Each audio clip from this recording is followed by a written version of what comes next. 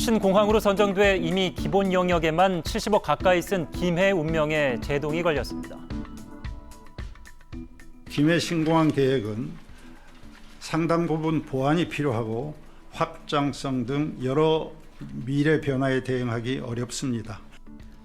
사실상 김해 신공항 백지화 발표. 그런데 크게 놀랍지도 낯설지도 않은 이유가 있습니다. 그 누구도 본 적 없는 동남권의 신공항.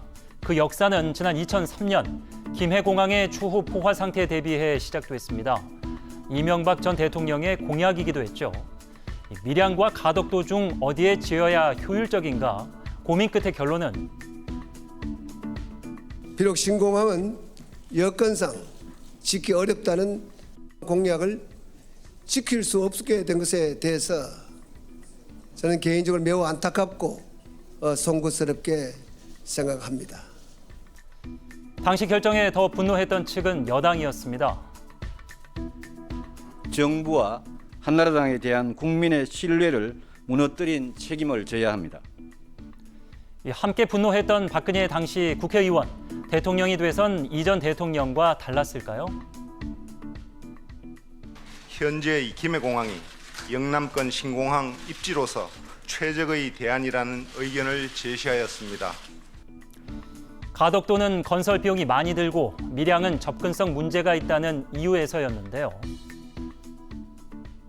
부산 사람들도 달래고 대구 사람들도 달래는 정권 입장에서는 정치적 묘수일지 모르겠지만 그렇습니다. 정치적. 당시 용역 책임자도 인정한 바 있습니다.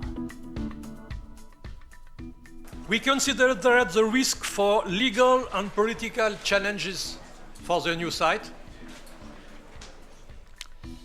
그렇다면 이번 김해 신공항 근본 검토 결정도 경제성보다 정치적 논리가 우선되지 않았을까? 의문의 하나, 그동안 가덕 신공항 필요성을 역설해온 민주당 특별법을 추진하기로 했기 때문입니다. 앞서 국회 국토위는 가덕도 신공항 용역비 20억 원을 확보한 바 있습니다. 마치 이번 검증 결과를 미리 알기라도 했던 말입니다. 과거 검증에서의 가덕도 점수도 의문입니다.